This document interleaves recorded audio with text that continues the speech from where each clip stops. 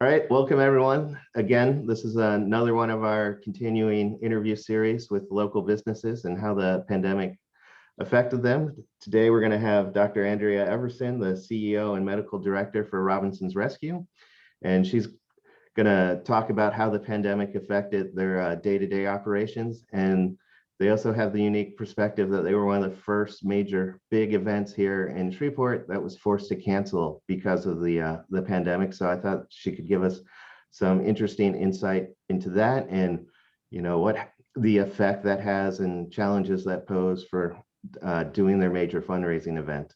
Again, before we get started, any opinions here offered, of course, are mine and not the university's. So with that said, I'd like to welcome Dr. Andrea Everson, CEO and Medical Director of Robinson's Rescue. And before we start talking about how the pandemic affected your organization and talking about how it affected the fundraiser, I'd like to give you a few moments to just briefly tell us about Robinson's Rescue and the role and mission you play in the community.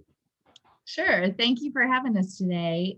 I'm Dr. Andrea Master Everson, the CEO and Medical Director of Robinson's Rescue. We are a low-cost spay neuter clinic, a 501c3 nonprofit, and our mission is to decrease the overpopulation of dogs and cats in this community and increase the education on the importance of spay neuter.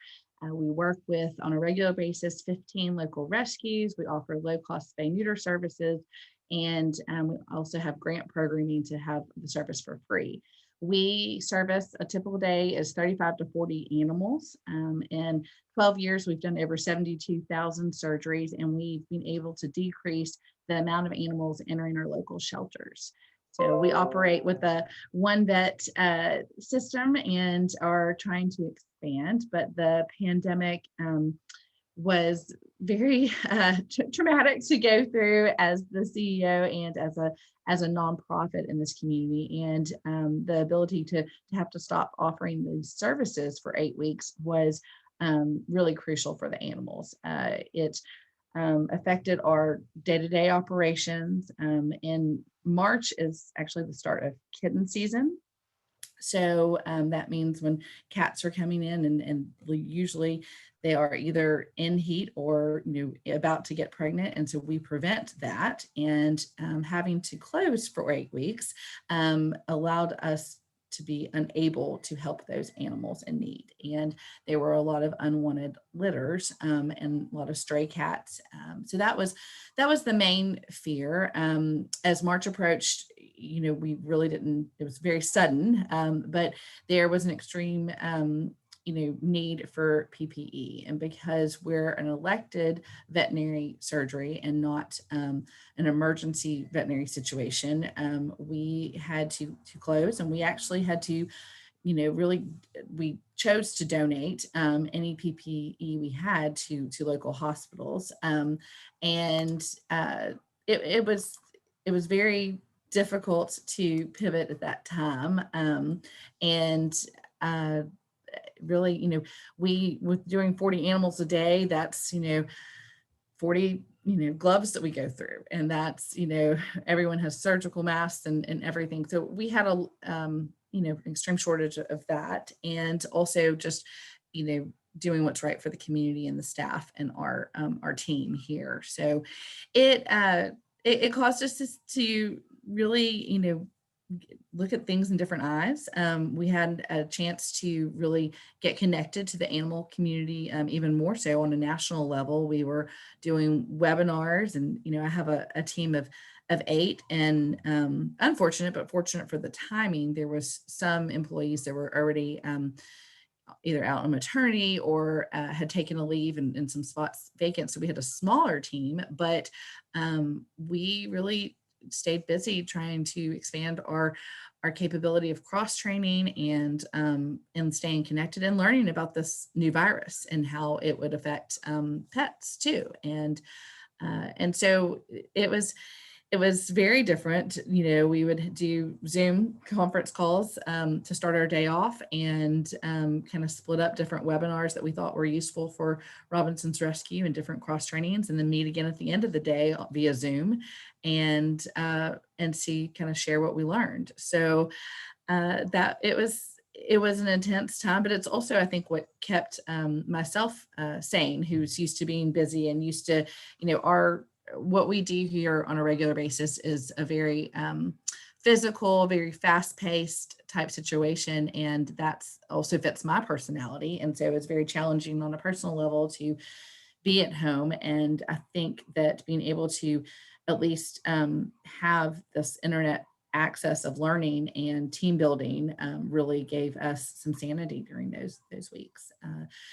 We had to do everything from bookkeeping to accounting to building maintenance, all in different aspects of different meeting, dropping off bills and computers with bookkeepers and everything, and then also making sure the maintenance of the building with everything, and also still staying in touch with our supporters, our donors, and our clients.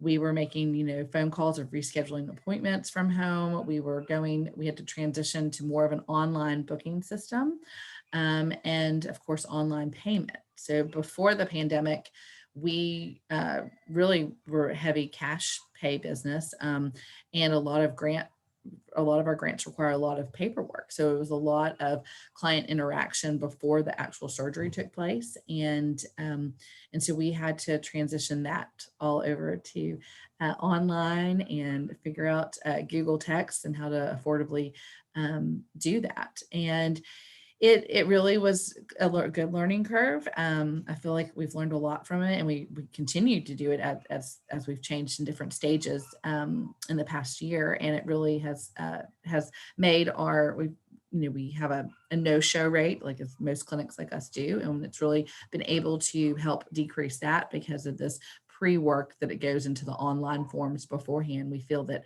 our clients, if they go through the process of scanning back papers and all of this, they're showing up to their appointments more. So that has been good. And the other thing too for us is that on an average day, there was about 40 to 60 people in our lobby at one time. And our lobby is very thankful it is a good size, but of course with the pandemic and everything, that was not appropriate. So we had to study and examine and figure out the best curbside protocol for us. And we knew that before we reopened, but it took a lot of studying different models and everything to see what was going to work best. So we actually, when we were able to reopen, we scaled back a little bit on numbers because we didn't know initially how all that curbside was going to work, all the online check-in was going to work. And it went very well, thankfully. And within the first few weeks, we were able to get back to our daily numbers. And we continue curbside even now because we feel it's more safer for the animals, more efficient for the owners, and my staff actually enjoys it a lot more. So we, we did have to put some cost into signage and map drawing and things like that to make sure that they understand this process. But it has been a very rewarding experience to have a safer, more efficient routine for our check-in and check-out process. The other thing that was a huge issue during this time was that our rescues and shelters, it costs a lot of money to keep an animal in a rescue and shelter. And so, they, usually, bring one in, they, vet it and get it vaccinated, and then we spay neuter it, and then it gets adopted. And with us being closed, there was the fear that animals were getting adopted or were having to stay in these shelters without our spay neuter services. So when we opened our first few weeks, we just did rescue shelter animals to make sure that those rescues and shelters had access to our services the most. Also, our feral cat population, we have groups that do TNR, trap, neuter, release for us. And those cats were most high risk because of the pregnancies. And so we wanted to get those in as soon as possible too. And trying to decrease the effects of long-term of missing a kitten season, as they call in the spay neuter world. So we're affiliated with the National ASP Alliance, a national organization. And so we're very fortunate that, on a daily basis, we were meeting with, spay neuter clinics across the country. They were dealing with similar situations and coming up with ways of how to address these issues as best possible. So I really, enjoyed that having that time to connect with them and feeling like we weren't just in this alone. So that was very fortunate. So you mentioned you were closed for 8 weeks, and you were donating your PPE. So once you got back open, was there any difficulty in getting PPE to be operating? Is there still, because one of the things I talk a lot with businesses and individuals is that we've all learned how tight that supply chain is, and things that we didn't know were connected are connected. So and also I'm curious, since you're technically elective surgery. If you have a dog or cat, it's not elective. Have it spayed or neutered, but technically your elective surgery. Did you find that individuals were less likely to make use of your service due to maybe concerns about, I mean, even though you're low cost, you still are cost, and people were without jobs or worried about their futures? Did you see any decrease in and people taking advantage, or maybe since you are low cost, did you see an increase in people coming to take advantage of your service? Okay, so I'll kind of address the first situation first. Initially, we were very fortunate to have good connections and good relationships with our suppliers. So when we saw that things were progressing and we were going to be able to open, we were able to get the supplies needed initially. However, we had a lack of cleaning supplies because every animal that comes, we have to do lots of laundry, lots of cleaning of every kennel. And so fortunately, we had a wholesale organization that actually has a rescue too, that is based out of Alexandria. So when they brought up an 18-wheeler of cleaning supplies for us, so we kind of had to reroute our normal ordering of kind of Sam's Walmart pickup to local distributors, and that we were very fortunate to find hand sanitizer and all different levels of cleaning products for us for the safety of the animals. And the other concern too is that we really can't work 6 feet apart. When we were doing surgery, people were monitoring your close, and so we were very fortunate to have enough PPE to figure all of that out, and a good support team to help us organize that too. I think that's the other thing too, is that we were very fortunate to have support from our board of directors, to have support from our donors on all different levels, but also just the confidence of organizing this new system and organizing PPP too. That was another part of this process, is learning how we could keep our staff too. So we were very fortunate to have the support for that. As the months have gone on, it really takes a lot more time, probably I would say triple the amount of ordering of supplies, because things kind of come and go. Right now, we're actually in extreme shortage of gloves. And so we are had to downsize my normal size 6.5. And so now I'm working with size 6 gloves and finding out which distributors sell a little bit larger size 6 gloves. And so there's kind of different things that have come off or been hard to find or back ordered, or different things. And it's challenging when you're booked. Our schedule stays booked for 3 to 4 weeks out, and so you want to make sure you have enough supplies. So it takes myself and my team a lot more time researching and talking to our distributors to make sure we have everything we need. So I think that's just, it's kind of part of the puzzle. I think everyone's dealing with it. I'm not, very fortunate that we're able to get what we can get right now. But, and then of course, the staffing picture too, that has been a challenge to rehire and train, and really it's everybody's facing that, that problem too right now. So we are definitely in that boat, but we're thankful that we do have good relationships and a good support team to help us get everything we need. So, and then the second part, kind of remind me the exact question. Well, since you are technically elective surgery, have you seen either a decrease or an increase? Because I could see it happening both ways, that people are concerned that, is my job going to be there? Or I've been at home for 6 weeks and my paycheck's low. Do I want to do the surgery now and pay for it? Or at the same time, that since you are low cost, that maybe people who would have gone to, their normal vet or a more expensive vet are trying to come to you because, oh, now I need to save money or to make sure I still get my dog or cat spayed or neutered, but, at the lowest cost I can. Right. So initially when we first opened, we did maybe have a slight decrease in booking, but in general, as the community started to reopen, we actually had an increase of our services because of the need of cost and the need of having, the importance of having your animal spay and neutered. So we have a subsidized program. It's called SNP, which stands for Spay Neuter Incentive Programming, and those are our income qualified grant surgeries. And so we target a certain population that we really don't want them to hesitate and wait on that next paycheck to get their animal spay neutered and make sure that they can have that and be a responsible pet owner. And those surgeries have increased tremendously since about September timeframe.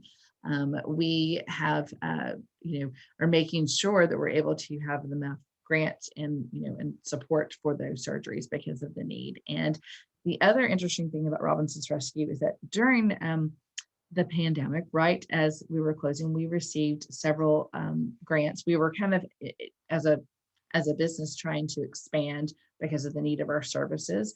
And we were able to receive different equipment grants. So we've actually been able to set up through 2 different surgery kind of suites and have an extra veterinarian team 1 to 2 days a week at different points to really be able to combat this increased need of our services. So that has been really exciting, and it's really exciting to see that target population coming in with which is also interesting because normally we, before the pandemic, have had a lot of outreach programming in need communities and a lot of outreach kind of advertising marketing to these for our services. And we haven't been able to have that one-on-one, we haven't been able to go to those. There haven't been community events and things like that. So, it's amazing to see, even without that, the increase in our target population and the need for it. So yes, I definitely feel like in general, our community is in need of low cost spay neuter services. So we're very, very fortunate that we can provide that. And the only other part of the puzzle was that we did have to, so we overbook our appointments to make sure we have the amount that we need to kind of survive every day come in. And probably, before the vaccine was widely available, I would say, October, January timeframe, we would get a lot of no-shows. People would call in and have to cancel appointments because they had an exposure. And so they, were, quarantining, and so they couldn't bring their animal in. So, so that, was kind of interesting how to juggle that. But I feel that has decreased as the vaccine has become more widely available and things are opening up a little bit more. So, so that has been good to see that decrease. And then the other question too is that, in the animal world, there were early just one-off cases of, this dog tested positive for COVID and this cat tested positive. So we did have some clients just worry about kind of the exposure for their animal, Right. which, we've taken every precaution and we haven't seen any, of that. But that was another worry early on. All right, I gotta change gears a little bit because I think you have a pretty unique perspective as right as the COVID shutdown was starting to occur. You were supposed to have your big fundraiser of the year that you do every year, Best in Show. And just for the record, my Basset Pound Hondo was supposed to participate in this event last year, but so right as we're coming up, I can't remember the exact dates. We have the shutdown, and it may have been literally days before, but wasn't much more than a week before the event. So talk a little bit about running a big gala event and your big highlight for your sponsors and your donors, and then all of a sudden, how do we do this? And we can't have the event. but we still want to have the event. How do we, pivot in this new pandemic world to try and at least pull the event off in some manner? So Best in Show is Robinson's Rescue Runway Dog fundraiser, and it really helps us. It's 25% of our funding every year, so it's a huge ordeal, and it takes months in advance of planning. And Best in Show 2020 was rolling. We had worked really hard for months, really hard to get amazing dogs and sponsors, and our board of directors, our volunteers had poured their just guts and sweat into this event. And I remember it. So it was supposed to go on March 14th, 2020, and that Thursday before. So on the 12th, I remember being at the gym in the morning and just, kind of not tuning into the news, but hearing about the cruise ship cases. And then we got into surgery and I started getting alerts on my phone. And, and I had different board members, different news, kind of alerts coming in, and had to call an emergency Best in Show meeting that afternoon. We had already set up, we normally have the event at Riverview Hall. We had already set up the runway, the AstroTurf. We had the caterer, half already cooked, everything already done.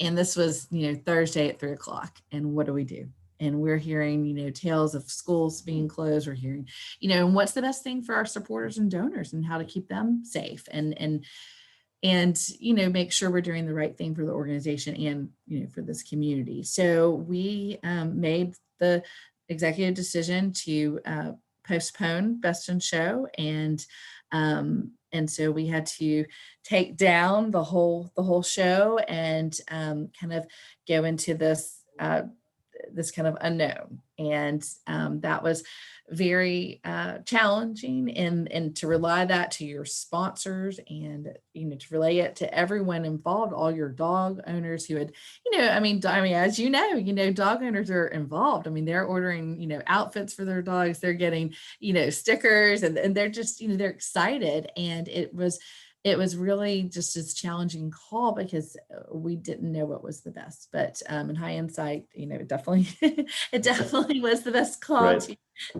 to postpone it. But we had to keep everyone engaged for months, and that's a challenge. We hadn't, our silent auction items were in our, had to be returned back to our basement. Our raffle, we did go ahead and do like an online raffle version just to kind of keep people engaged. And we kind of waited as the weeks progressed, what was the best role. And we really felt, as our board of directors and volunteers felt, that it was really important to continue the event and do the best possible on a virtual level. So we actually, it was amazing. We turned it into a really successful event. We did filmed a dog show. Fairfield Studios came in and made this amazing dog show, and ran through the dog online voting had already, been going for 2 weeks, and we had to ramp that back up and really connect with our donors and everyone on social media and through TV channels. And so we ran the show on TV, and we did this award show from our lobby.